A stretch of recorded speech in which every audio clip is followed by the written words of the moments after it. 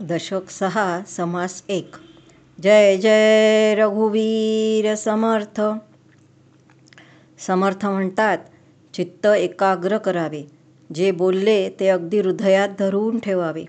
क्षणभर सावध होऊन बसावे. ज्या गावात किंवा देशात आपण राहतो तिथला जो मुख्य असतो त्याला भेटलो तर आपल्याला सुखकारक असते.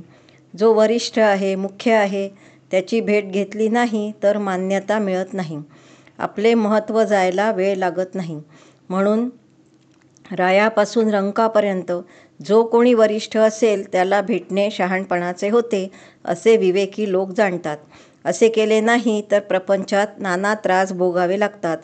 ग्रामात ग्रामाधिपती, देशात देशाधिपती, त्याहून थोर नृपती, राष्ट्रांचा प्रभू राजा, बहुराष्ट्रांचा महाराजा, महाराजांचा राजा तो चक्रवर्ती, असे सगळे असता ब्रह्मा निर्माण करता. आणि ब्रह्माला निर्माण करणारा कोण आहे?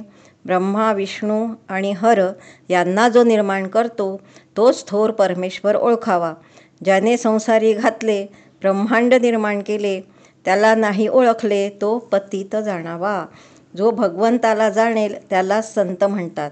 जो शाश्वत व अशाश्वत याचा निवाडा करतो, खरा देव कधी चळत नाही, ढळत नाही, असा ज्याचा अंतरी निश्चय असतो तोच संत साधू. जो लोकांमध्ये वावरतो पण जना वेगळ्या गोष्टी सांगतो, ज्याच्या अंतरी ज्ञान सदैव जागे असते तो साधू. जो निर्गुण परमात्मा जाणतो तो साधू. जन्मभर पोट भरून देहाचे संरक्षण केले तरी अंतकाळी सगळेच वाया जाते. जी पोट भरायची विद्या आहे तिला सद्विद्या म्हणू नये. सर्वव्यापक परमात्मा वस्तू ज्यामुळे प्राप्त होते त्यास ज्ञान असे म्हणतात. असे ज्ञान ज्याच्यापाशी आहे अशा सज्जनाला समाधान मिळवण्याचा मार्ग विचारावा. अज्ञानापाशी अज्ञानी गेला तर त्याला ज्ञान कसे मिळेल? म्हणून ज्ञाता पाहावा, त्याचा अनुग्रह घ्यावा. सारासार विचार करता जीवाला मोक्ष प्राप्त होईल. दशक 6 समास 1 समाप्त. जय जय रघुवीर समर्थ. दशक 6 समास 2. जय जय रघुवीर समर्थ. समर्थ म्हणतात, आता ज्या उपदेशामुळे सायुज्य मुक्ती प्राप्त होते त्याची लक्षणे ऐका. इथे मतामतांतराचे ज्ञान उपयोगी पडत नाही. ब्रह्मज्ञानाशिवाय उपदेशाला काही अर्थ नाही. धान्याशिवाय भुसा खाता येत नाही, फळ सोडून साली खाता येत नाही, खोबरे सोडून करवंट्या खात नाहीत. तसेच ब्रह्मज्ञानाचा उपदेश सोडून, सार सोडून असार कोण सेवन करील? आता जे निर्गुण ब्रह्म आहे त्याविषयी निरूपण ऐका. सकळ सृष्टीची रचना ही पंचभूतात्मक आहे, परंतु ही सर्व काळ टिकत नाही. सृष्टीच्या आदी अंती निर्गुण ब्रह्मच आहे, तीच शाश्वताची खूण आहे. पंचभूतिक सगळे नाशिवंत आहे. पृथ्वी, आप, तेज, वायू, आकाश या सबाह्य जगदीश आहे. पंचभूतास नाश, आत्मा अविनाशी आहे. पंचभूते व त्रिगुण मिळून अष्टधा प्रकृती बनते, त्याला दृश्य असे म्हणतात. सगळे दृश्य नाशिवंत आहे असे श्रुती सांगते. निर्गुण ब्रह्म शाश्वत आहे हे ज्ञानी जाणतात. ब्रह्म दिसत नाही म्हणून काय झाले, पण ते सगळीकडे सूक्ष्मपणे व्यापलेले आहे. आपल्या दृष्टीला सवय लागली आहे की जे दिसेल तेच खरे, ते पाहावे. परंतु जे रहस्य आहे ते गुप्त आहे. जे प्रगट आहे ते जाणावे असार आणि जे गुप्त आहे ते जाणावे सार. गुरुमुखातून हा विचार उमजू लागतो. जे उमजेना ते उमजवावे, दिसेना ते पाहावे, कळेना ते जाणावे विवेक बळे करून. गुप्त तेच प्रगट व्हावे, असाध्य ते साधावे. जे अवघड आहे त्याचा चिकाटीने सतत अभ्यास करावा. जिथे वेद, ब्रह्मदेव, शेष शिणून गेले तेच परब्रह्म साधावे. ते कशा प्रकारे साधावे? आत्मश्रवणाने परब्रह्म पावावे. जे व्यक्त आहे त्याला देव म्हणावे हा लोकांचा स्वभाव आहे. जितके गाव तितके देव लोकांसाठी असतात. देव निर्गुण आहे असा निश्चय झाला, प्रत्यय आला. आता आपण आपला शोध घ्यावा. शरीर माझे म्हणतो म्हणजे देहा वेगळा तो. मन माझे म्हणतो तो मनही नव्हे. देहाचा विचार पाहता अवघा तत्वांचा विस्तार आहे. तत्वानी तत्व झाडता म्हणजे एका भूतामध्ये दुसरे भूत विलीन करत गेले तर शेवटी आत्मा उरतो. आपला ठावच नाही तर पाहण्याचे कारणच नाही. भूते आपापल्या ठिकाणी विभागून नाही शिवतात. ही जी देहाची गाठोडी आहे ती विचारांनी सोडून पाहावी. विचार पाहता गाठोडी आढळत नाही. आत्माच एकटा एक निरंतर आहे, आपण नाही. जिथे आपणच नाही तिथे जन्ममृत्यू कसे? वस्तूच्या ठायी काही पापपुण्य नाही. पापपुण्य यमयातना निर्गुणी नाहीत. आपण जर निर्गुण आहोत तरी जन्ममरणाला ठाव कसा राहील? जो देहबुद्धीने बांधला गेला आहे त्याला विवेकाने मोकळा केला. देहातीत होता तो मोक्षपद पावला. परंतु हा विवेक पाहिलेलाच पाहावा. विवेकाने पाहिले असता दृश्य ओसरते. स्वरूपानुसंधानी प्राणी तरून जातात. विवेकाने आपण उरले नाही त्यालाच आत्मनिवेदन म्हणतात. आत्मनिवेदन झाल्यावर निखळ वस्तू निरंतर आहे. आपण आत्मा आहे असा अंतरी बोध झाला. पहिले अध्यात्मश्रवण, मग सद्गुरू पादसेवन, पुढे सद्गुरू प्रसादाने आत्मनिवेदन. ब्रह्मबोधामुळे स्वतःच ब्रह्म झाला. देह प्रारब्धावर टाकला. आता होणार ते होईना का, जाणार ते जाईना का. मनातील जन्ममृत्यूची आशंका तुटून गेली. संतांच्या संगतीमुळे मुख्य देवाची ओळख होते. देवभक्त एकरूप होतात. संसारातील धकाधकी कष्ट सर्व संपुष्टात येते. दशक 6 समास 2 समाप्त. जय जय रघुवीर समर्थ. दशक 6 समास 3. जय जय रघुवीर समर्थ. समर्थ म्हणतात, निर्गुण आत्मा निर्मळ आहे. आकाशाची पोकळी जशी घनदाट निश्चल सदोदित असते, जे खंडलेच नाही, अखंड आहे, उदंडाहून उदंड आहे, जे आकाशाहूनही व्यापक आहे आणि सूक्ष्म आहे, जे दिसेना, भासेना, उपजेना, नासेना, येईना, जाईना, चळेना, ढळेना, तुटेना, फुटेना, रचेना, खचेना, ते परब्रह्म, जे सदा सर्व काळ सन्मुख असते, जे निर्दोष आणि निखळ आहे, आकाश पाताळ व्यापून आहे, सर्वांच्या अंतर्यामी वास करते, जे अविनाशी आहे ते ब्रह्म निर्गुण आहे, सगुण माया नाशिवंत आहे. सगुण व निर्गुण कालवले या कर्दमाचा विचार कसा करायचा ते योगेश्वर जाणतात. जसे राजहंस क्षीर नीर निवडतात. राजहंस दूध पाणी एकत्र केले असता दूध व पाणी निराळे करतो.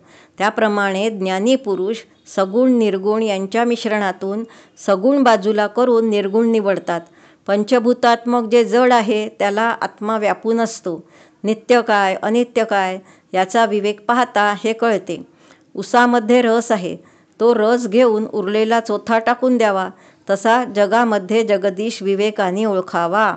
पण रस म्हटला तरी तो पातळ आणि नाशिवंत आहे. आत्मा शाश्वत आणि निश्चळ आहे. रस अपूर्ण आहे पण आत्मा परिपूर्ण आहे. आत्म्यासारखे दुसरे काहीच नाही. काही असते तर मी ते दृष्टांत म्हणून दिले असते, पण त्याच्यासारखे दुसरे काहीच नसल्यामुळे आता तुम्ही कसे तरी समजून घ्यावे. निव्वळ आत्मस्वरूपच सगळीकडे भरून राहिले असता माया कशी झाली ते ऐका.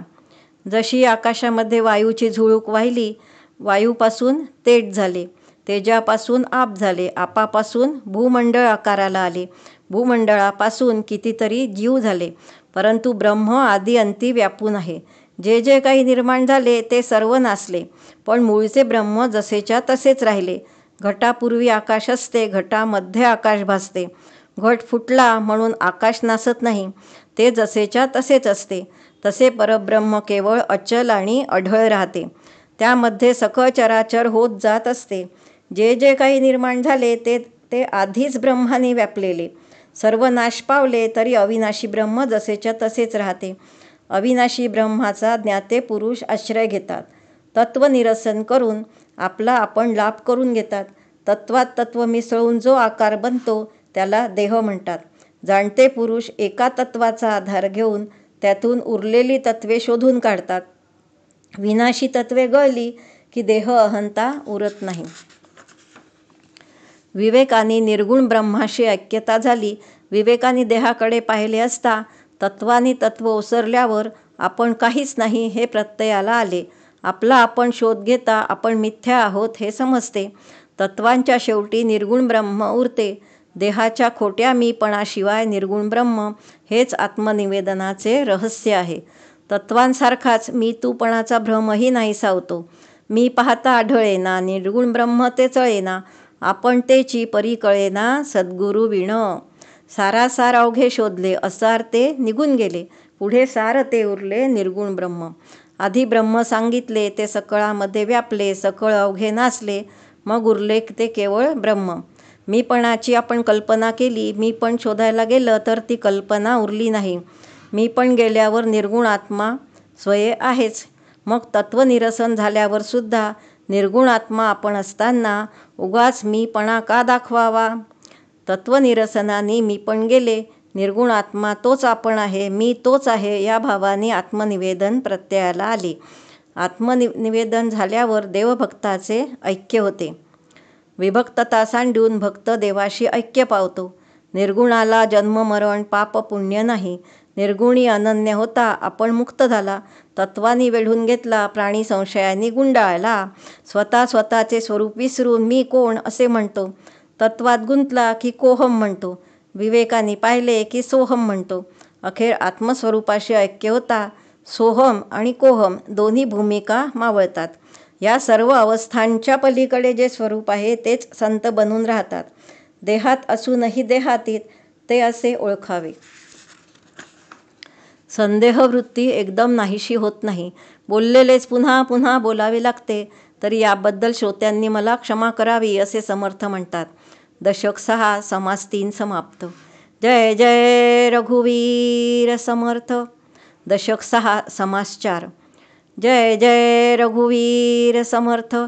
समर्थ म्हणतात, कृतयुगाची 17,28,000, त्रेतायुगाची 12,96,000, द्वापारयुगाची 8,64,000, कलियुगाची 4,32,000 अशी 4 युगे मिळून 43,20,000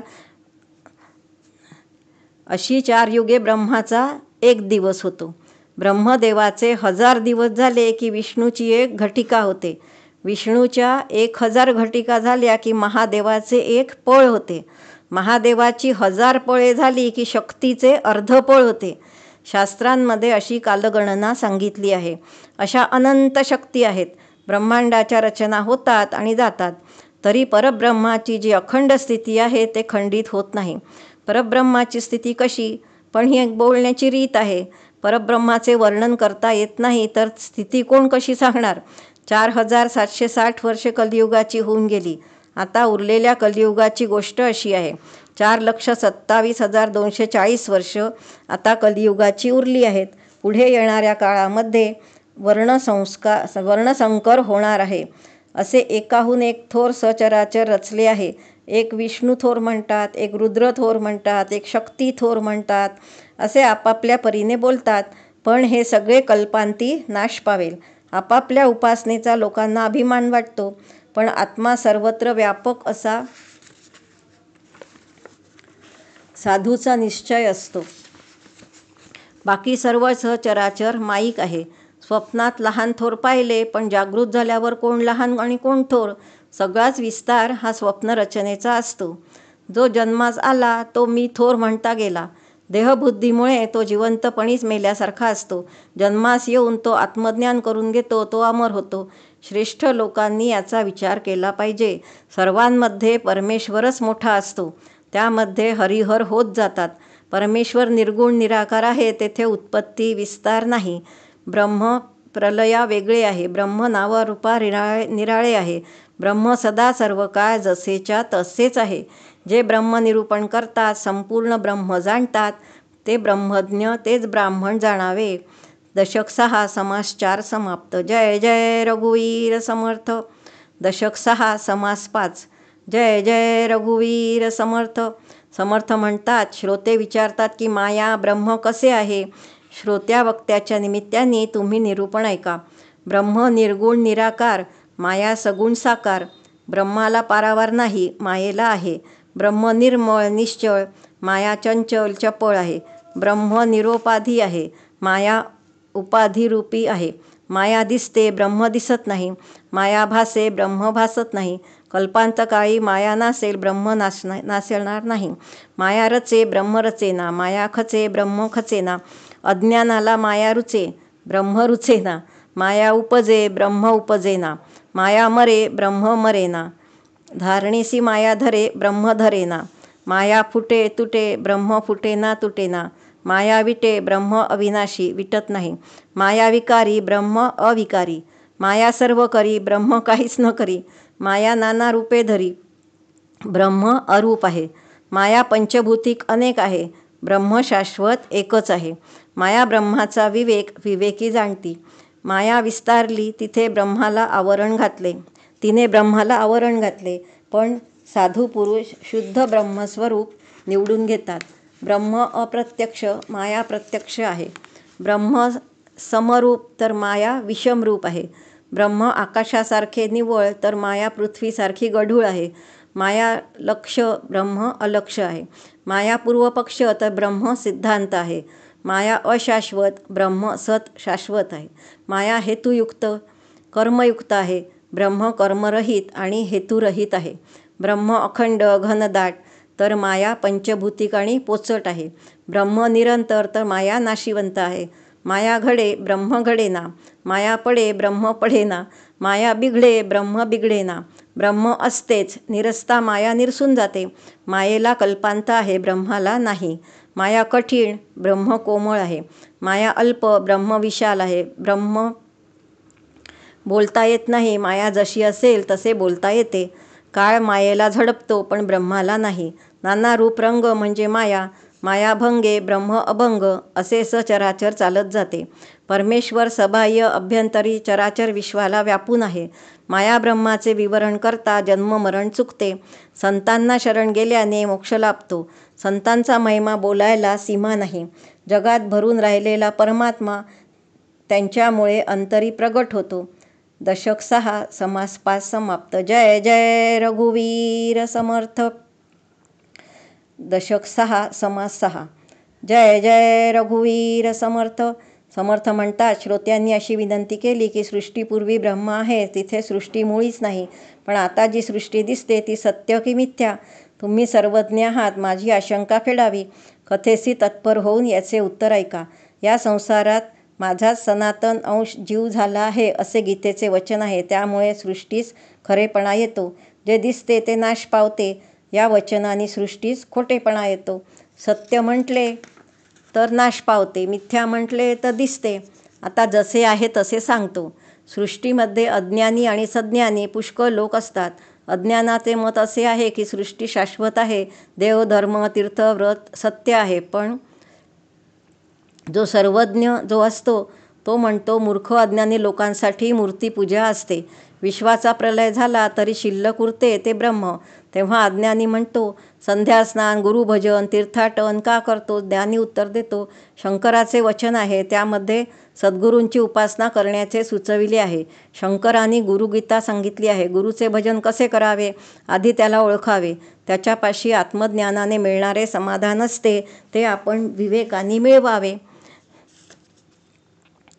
ब्रह्मानंदम परमसुखदम केवलम ज्ञानमूर्तिम द्वंद्वातीतं गगनसदृशं तत्त्वमस्यादिलक्ष्यम् एकं नित्यं विमलमचलं सर्वधी साक्षीभूतं भावातीतं त्रिगुणरहितं सद्गुरू तं नमामि. असे गुरुगीतेचे वचन आहे. अशा सद्गुरूंचे ध्यान केल्यावर दृश्य मावळते.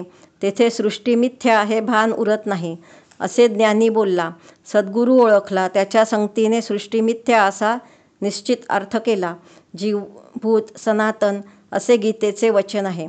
प्रत्यक्ष गोविंदाला अज्ञानी कसे म्हणतोस? श्रोत्यांनी आक्षेप घेतला. तो दुःख करत होता. समर्थ म्हणतात, गीतेत श्रीकृष्ण जे बोलला त्याचा तुला नीट अर्थ कळला नाही म्हणून तू दुःखी होतोस. श्रीकृष्ण गीतेत सांगतात की पिंपळ माझी विभूती आहे, पण वृक्ष तोडल्यावर लगेचच तुटतो. शस्त्रांनी तुटत नाही, अग्नीने जळत नाही, उदकात कालवले जात नाही, असे माझे स्वरूप आहे. पिंपळ तर शस्त्राने तुटतो, अग्नीने जाळला जातो, पाण्यात कालवला जातो. तो नाशिवंत आहे. पिंपळ तुटे, जळे, बुडे, उडे, दोन्हीचे ऐक्य कसे घडेल? सद्गुरू मुखातून अशा वचनांचा समन्वय कसा करायचा यावर प्रकाश पडेल. मी मन असे कृष्ण म्हणतो, मग आपण चंचल मनाची उर्मी का आवरावी? कृष्ण असे का बरे बोलला? लहान मुलांना खडे मांडून ओनामा शिकवावा तसे श्रीकृष्णांनी साधन मार्ग दाखविला. या जगातील दृश्य वस्तू घेऊन परमात्मचिंतन कसे करावे याचा मार्ग दाखविला. सगळ्यामध्ये देहबुद्धीमुळे भेद जाणवतो. सद्गुरु वचनांनी त्या सर्वांचे बरोबर आकलन करता येते.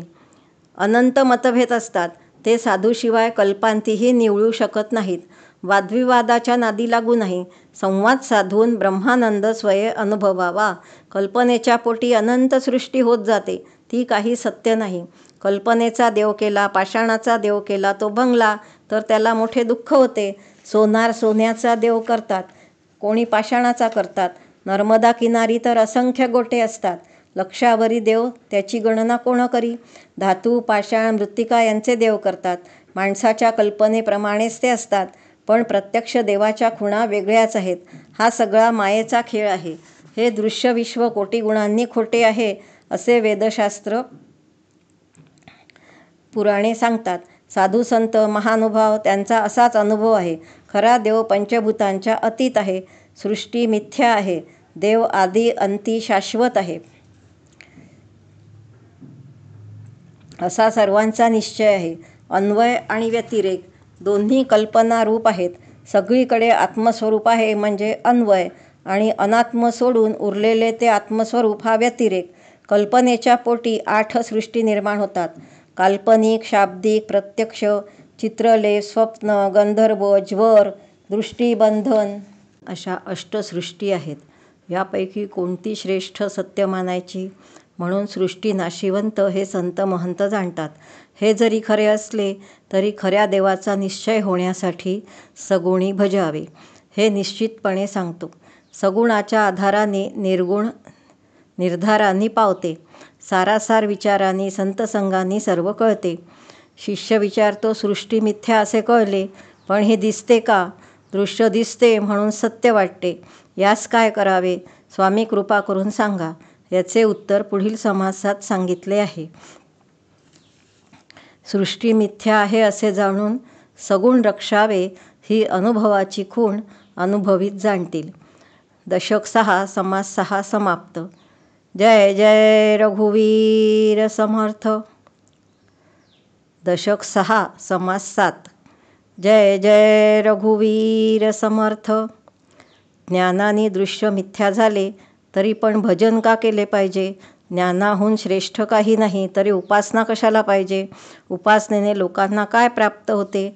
मुख्य सार निर्गुण आहे, तेथे सगुण दिसत नाही, तर सगुणाचे भजन केल्याने काय गुण प्राप्त होतो ते मला सांगा, असे श्रोता म्हणतो.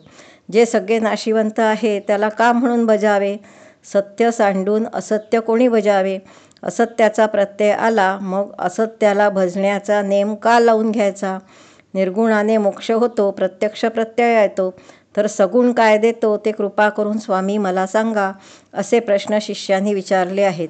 सगुण नाशिवंत असे सांगता आणि पुन्हा भजन करावे असेही म्हणता. आता कशासाठी भजन करू?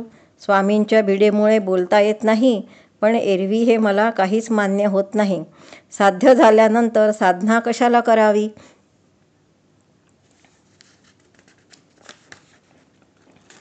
यावर समर्थ उत्तर देतात, गुरुचे वचन पाळणे हे परमार्थाचे प्रमुख लक्षण आहे. वचनभंग केल्यास भलतेच काहीतरी आपोआप घडून येते. म्हणून गुरुची आज्ञा प्रमाण मानून सगुण भजन करावे. श्रोता म्हणतो, देवाचे प्रयोजन काय? सगुण उपासनेत काही उपकार घडतो का? साक्षात्कार होतो का? प्रारब्धात जे लिहिले ते तर पालटत नाही, मग भजन का करावे? स्वामींची आज्ञाप्रमाण तिला कोण नाकारेल? पण सगुण भजन केल्याने काय प्राप्त होते ते मला सांगा. समर्थ म्हणतात, आता ज्ञानाची लक्षणे सांग. तुला काही करावे लागते की नाही? तुला भोजन करणे, पाणी पिणे, मलमूत्र त्यागणे हे सर्व करावे लागते की नाही? आपल्याशी संबंध असणाऱ्या लोकांचे बरे चालावे, त्यांचे समाधान टिकावे. आपला कोण परका कोण ते तू ओळखतो. मग सगुण भजन मोडावे हे कोणचे ज्ञान आहे? ज्ञान विवेकाने दृश्य मिथ्या आहे हे कळले, परंतु अवघे टाकून दिले नाही. तर मग भजनानीच काय केले? साहेबापुढे लोटांगण घालावे आणि देवाला न मानावे हे कोणते ज्ञान आहे? हरिहर ब्रह्मादिक जे आहेत ते ज्याचे आज्ञाधारक आहेत. तू एक साधारण मानव, तू भजले नाही म्हणून देवाचे काय गेले? आमच्या कुळी रघुनाथ हे दैवत आहे, त्यांच्या कृपेने माझा परमार्थ चालतो.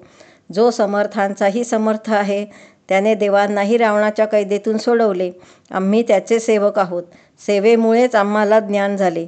माझ्या सांगण्यावर तू विश्वास ठेवला नाहीस तर तुझे अधःपतन होईल. गुरु सारासार विचार करून सार काय ते सांगतात.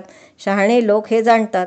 तू अज्ञानी विकल्पी आहेस. तुला माझे म्हणणे पटायचे नाही. ज्याला मी मोठा आहे असे वाटते, तो ब्रह्मज्ञानी नसतो. तो देहाभिमानी असतो. एक वस्तू भजन करीना, पण मी भजन करीत नाही असेही म्हणत नाही.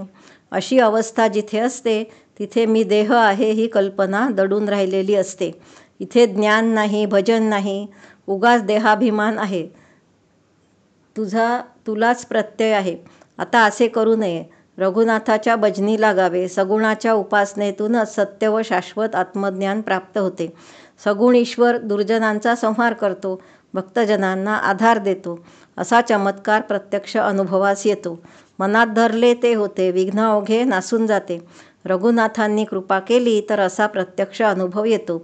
रघुनाथ भजनानी ज्ञान झाले, रघुनाथ भजनानी महत्त्व वाढले, हा माझा अनुभव आहे. म्हणून तू प्रथम सगुणाची उपासना कर, आत्मज्ञानाचा अनुभव घे. अशा रीतीने आत्मसाक्षात्कार झाला की तुला माझे म्हणणे खरे वाटेल. रघुनाथ स्मरून कार्य करावे, ते तात्काळ सिद्ध होते. कर्ता राम आहे हे आपल्या अंतरात दृढ असावे. कर्ता राम मी नव्हे आपण, ऐसे सगुण निवेदन. निर्गुणी ते अनन्य, निर्गुणची होईजे. स्वतः करता म्हटलं तर सर्वथा काहीच घडत नाही. प्रचिती पाहायची असेल तर लवकरच पहा. मी करता म्हणतो म्हणून तू कष्टी होतोस. राम करता म्हणता पावसी यश कीर्ती प्रताप. मी करता या भावनेपायी आपण भगवंत हातचा गमावून बसतो. देव करता अशी भावना ठेवली तर त्याची कृपादृष्टी होते. आपण 2 दिवसाचे असतो, देव पुष्कळ काळचा असतो. आपल्याला थोडेच लोक ओळखतात. देवाला त्रैलोक्य जाणते, म्हणून रघुनाथ भजनाला पुष्कळ लोक मानतात. ब्रह्मादिक करून रामभजनास तत्पर असतात. ज्ञानबळाच्या मुळे उपासना सोडली, जीवनात दोष निर्माण होतील. देहाला उपासना हवीच. विवेकाने आपण उरायचे नाही, अशी सज्जनांची आंतरिक स्थिती असते. ज्ञानी लोकांच्या मते दृश्य स्वप्नासारखे आहे. स्वप्नातला व्यवहार खोटा, तसेच सृष्टीची रचना मिथ्या आहे. साधू पुरुषांना हे कळून येते. श्रोत्यांनी आक्षेप घेतला, मिथ्या आहे तर आम्हाला का दिसते? त्याचे उत्तर पुढच्या समासात ऐका. दशक 6 समास 7 समाप्त. जय जय रघुवीर समर्थ.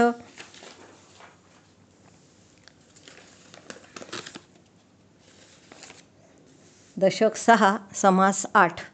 जय जय रघुवीर समर्थ. समर्थ म्हणतात, दृश्य मिथ्या तरी का दिसते याचे उत्तर ऐका.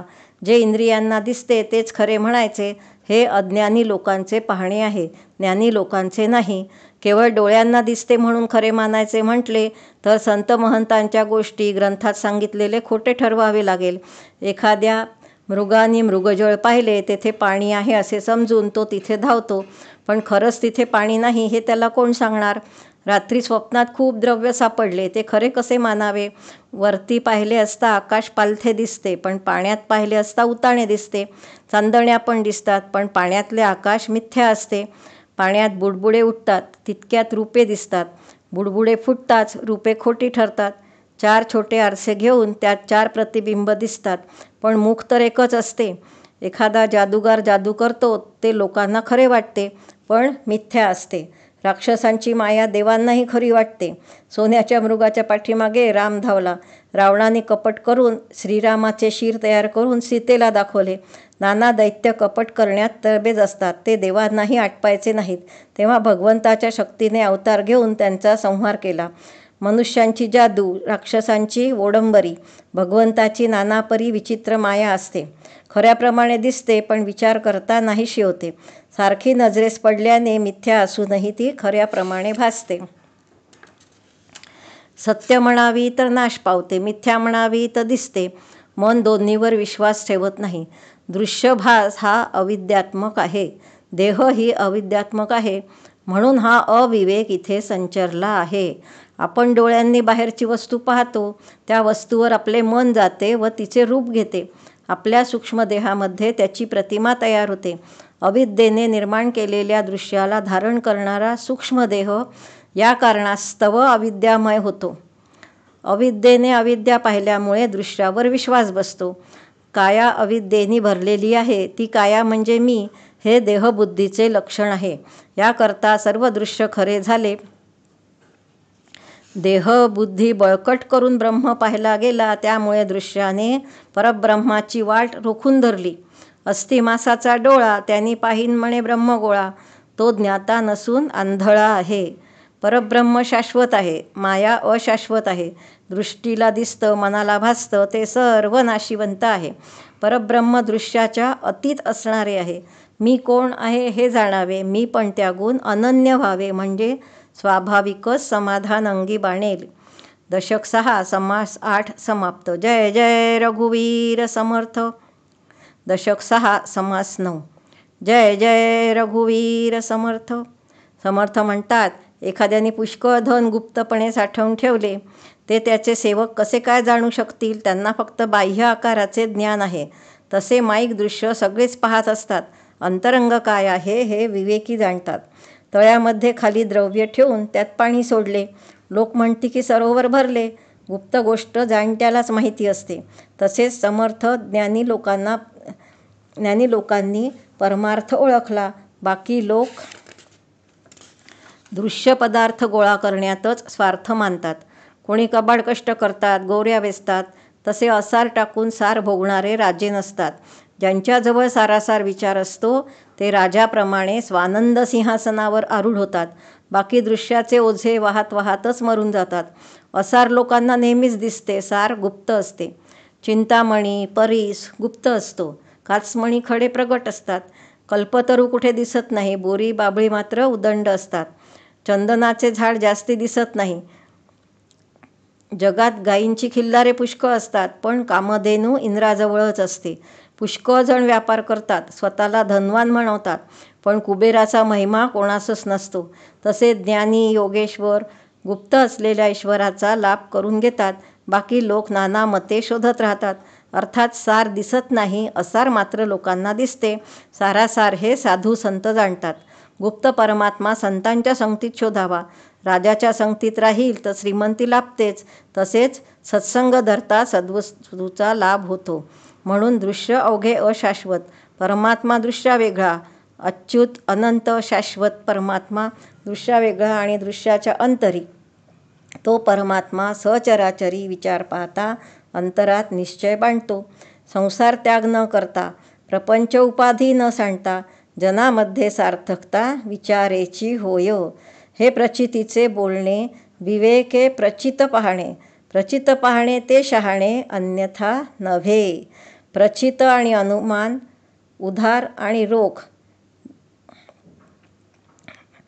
धन, मानसपूजा व प्रत्यक्ष दर्शन यात महद अंतर आहे. पुढे कधीतरी पुढच्या जन्मात भगवंत लाभेल असा उधारीचा व्यवहार येथे नाही. सारासार विचारांनी तात्काळ लाभ होतो. संसारापासून सुटतो, जन्ममरणाच्या चक्रातून निसंशय सुटतो. म्हणून या जन्मात संसारापासून वेगळे होऊन स्वस्वरूपाकार होऊन निश्चल होऊन मोक्ष प्राप्त करून घ्यावा. याबद्दल कोणी संशय घेतला तर त्याला माझ्या उपासनेची शपथ आहे असे समर्थ म्हणतात. विवेकाने शीघ्रच मुक्त व्हावे, जनामध्ये असून सुद्धा नसावे. देवपद निर्गुण आहे. देवपदी अनन्यपण साधले की पूर्ण समाधान बांधते. देहात असतानाच विदेही व्हायचं, सर्व करून काही नाही करायचं. जीवनमुक्ताची लक्षणे जीवनमुक्तच जाणतो. एरवी हे खरे वाटत नाही, संदेह वाटतो. सद्गुरूंच्या वचनांनी संशय आणि संदेह नाहीसा होतो. दशक 6 समास 9. जय जय रघुवीर समर्थ. दशक 6 समास 10. जय जय रघुवीर समर्थ. शिष्य समर्थांना विचारतो, जे पूर्ण समाधान असते ते बोलता येत नाही. मुक्याने गुळ खाल्ला, त्याला त्याची गोडी सांगता येत नाही. संतांना अनुभव विचारला तर ते म्हणतात सांगता येत नाही. जो तो अगम्य आहे असे सांगतो. ते माझ्या प्रचितीला येत नाही, तरी ते कसे आहे, ते समाधानाचे स्वरूप कसे आहे ते माझ्या मनात ठसेल अशा रीतींनी स्वामींनी सांगावे. यावर समर्थ म्हणतात, आता तत्पर होऊन याचे उत्तर ऐका. सांगता न ये ते सांगण्यासाठी गोडी कळायसाठी गूळ खायला द्यावा. तसे सद्गुरूंशिवाय हे होणार नाही. सद्गुरू कृपा ज्याला कळेल तो आपणास शोधेल. पुढे आपोआप वस्तू स्वानुभवाने कळू लागते. बुद्धी दृढ करून आपला शोध घ्यावा. त्यामुळे अकस्मात समाधी लागते. आपले मूळ शोधता आपली तो माईक वार्ता. पुढे वस्तूच राहते आणि समाधान मिळते. आत्मा सर्व साक्षी हा पूर्व पक्ष आहे. जो सिद्धांत लक्षतो तो सिद्ध. सिद्धांत वस्तू लक्षू जाता सर्व साक्षी अवस्था येते. आत्मा अवस्थेच्या अतीत असणारा आहे. सर्व पदार्थ ज्ञान जेव्हा बाजूस सरते, पाहणारा पाहतेपणी उरत नाही, तेव्हा मीपणा नाहीसा होतो. मीपणा नाहीसा होणे हीच अनुभवाची खूण आहे. म्हणून अनुर्वाच्य समाधान असे म्हणतात. अत्यंत विचाराने जरी शब्द बोलले तरी ते शब्द हे माईक आहेत. पण त्यातील अर्थ शब्दांना सबाह्य व्यापून आहे. शब्दांमुळे अर्थ कळतो. अर्थ पाहता शब्द व्यर्थ होत. अर्थ शाश्वत तर शब्द मिथ्या असतात. शब्दांमुळे वस्तूचे ज्ञान होते. वस्तू पाहता शब्द नाश पावतात. शब्द असार, त्यातील अर्थ सार असतो. धान्य भुसासकट असते, पण भुसा टाकून धान्य घेतात. तसेच शब्द भुसा आहेत आणि त्यांचा अर्थ हे धान्य होय. अशी ही उपमा देता येत नाही, कारण अर्थ शब्दापूर्वीच असतो. शब्द बोलला की संपून जातो. शब्द बोलला की त्याच्या अर्थाचे मनाला आकलन होते, पण मन स्वस्वरूपाच्या अनुभवापर्यंत जाऊ शकत नाही. त्यामुळे शब्दाचा अर्थ ध्यानात आला तरी आत्मवस्तू अनुभवास येऊ शकत नाही. सर्व अनुभव आत्मस्वरूपाच्या सत्तेने अनुभवास येतात. आत्मवस्तू कशी आहे हे सांगण्याचा प्रयत्न म्हणजे ओढून ताणून उभा केलेला कल्पनेचा डोलारा आहे. जे मिथ्या कल्पनेपासून झाले त्याला खरेपण कसे असेल? अनुभव येण्यासाठी द्वैत पाहिजे. दोन शिवाय अनुभव येऊ शकत नाही. स्वस्वरूपाच्या ठिकाणी अद्वैत असल्यामुळे अनुभवाला तिथे जागाच नाही. दिवसरात्र कळायला सूर्य पाहिजे.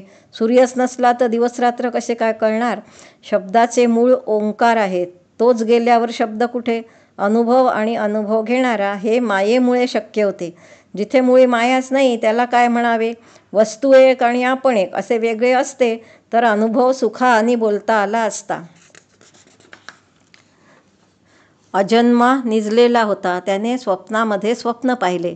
संसार दुःखाने तो सद्गुरूंना शरण गेला. सद्गुरू कृपेने त्याचे संसार दुःख दूर झाले आणि स्वप्नातले स्वप्न संपले. अज्ञान नाहीसे झाले. आहे ते नाही झाले आणि नाही ते नव्हतेच. आहे आणि नाही दोन्ही उरले नाहीत. काहीच नसून शुद्ध अद्वैताच्या ठिकाणी आहे नाही दोन्ही नाहीत. जितके ज्ञान सांगितले ते स्वप्नातल्यासारखे माईक आहे. जे शब्दातीत ते सुख उरले ते अनुर्वाच्य. स्वप्नात स्वप्न पाहिले तो जागृतीत आला. त्यामुळे शब्द कुंठित झाले. जागृतीत अंत लागत नाही.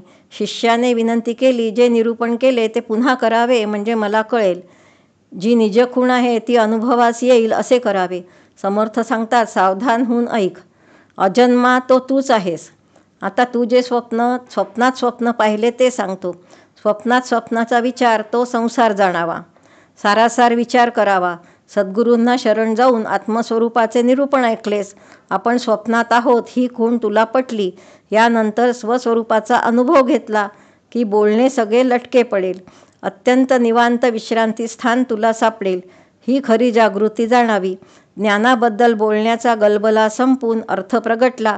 विचारांती वाटले की आपल्याला अनुभव आला. तुला वाटेल ही जागृती आहे, मला अनुभवाची प्राप्ती झाली. पण अजूनही भ्रांती फिटलीच नाही. स्वप्नात जागेपण वाटते. स्वप्नातच मी अजन्मा आहे असे म्हणतो. अजून स्वप्न उर्मी गेलीच नाही. जागृती या सर्वांच्या पलीकडे आहे. त्यामुळे सांगणे घडत नाही, ती सहज स्थिती आहे. त्यामुळे विवेकाची धारणाच मोडते. म्हणून समाधान बोलता येत नाही. निःशब्दाची खूण अशी ओळखावी. दशक 6 समास 10 समाप्त. जय जय रघुवीर समर्थ.